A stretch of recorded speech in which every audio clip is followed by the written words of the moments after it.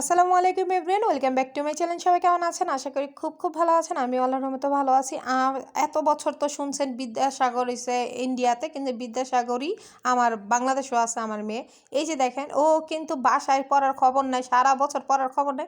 ও আজকে 12টায় পরীক্ষা, ও দেখেন রাস্তায়ও পড়তেছে। মানে এত পড়াশোনা ভাই, এই পড়াশোনাগুলো যদি বাসায় করতো তাহলে তো ওই তো এই যে দেখেন জিনিসটা।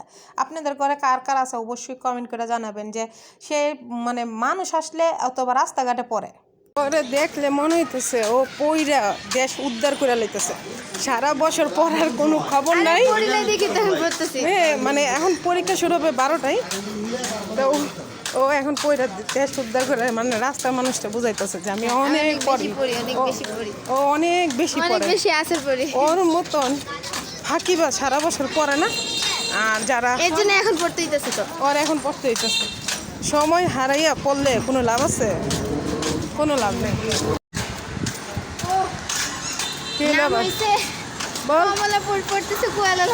চিন্তা করছেন কই কমলাপুর, আই কই কুয়ালালামপুর।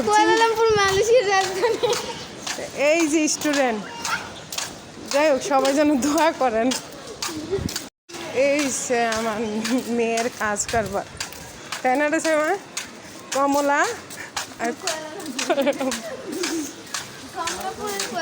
তো কমলাপুরই কইতি, তাও ভালোই তো। কমলাপুরে কইতি, কমলাপুর, কমলাপুর। হ্যাঁ। আর তার কি কুয়ালালামপুর, তুই পড়বি কোনটা? কমলাপুর। তাহলে আমি তো কিছু কমলা কইতি, তাও তো কাজে লাগতো।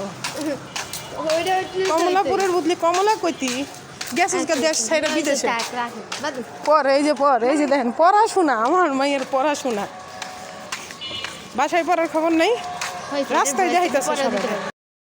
তো যাই হোক, সবাই দোয়া করবেন আমার মেয়ের জন্য। আমার মেয়ে চলে আসলো, দুষ্টামি করলাম মা মেয়ে কতক্ষণ। কারণ পড়ার এই পরীক্ষা যতই পড়ুক না কেন সারা বছর, পরীক্ষার সময় কিন্তু একটু এক্সট্রা পড়ায়, এটাই স্বাভাবিক। ওর সাথে জাস্ট মজা করতেছিলাম। সবাই দোয়া করবেন আমার মেয়েটার জন্য ভালো রেজাল্টে পাশ করে। তো যাই হোক, ও চলে যাওয়ার পরে ভাবির সাথে, একটা পরিচিত ভাবির সাথে দেখা হলো। সে ভাবি আমাকে ফুচকার অফার দিচ্ছে। আর আমরা তো মেয়ে মানুষ, ফুচকা মানেই আমরা খুবই মানে পছন্দ, এটা জানা কথা। তো ফুচকাটা নিয়ে ভাবির সাথে গল্প করতেছিলাম। আর ভাবির সাথে আমার পরিচয় হয়েছে জিমে, আমরা দুজনে একসাথে জিম করি। তো যাই হোক, ভাবি খুবই ভালো মনের মানুষ। আর শুধু ফুচকা খাওয়াইছে এর জন্য না, কিন্তু এমনিতেও ভালো মানুষ। আর আমরা সবাই মজা করতেছিলাম, বলতেছিলাম যে ভাবি আবার অনেক দিন আসে না, উনি শ্বশুর মারা গেছে, আল্লাহ যেন উনিকে ব্যস্ত নিষেধ করে। তারপর ভাবি বলতেছে আমরা চিল করতেছি, চলো এখন টকটা নিয়ে একটু বাড়ি দিল। তো সেই পর্যন্ত ভালো থাকবেন, নেক্সটে দেখা হবে ইনশাল্লাহ নেক্সট ভিডিওতে।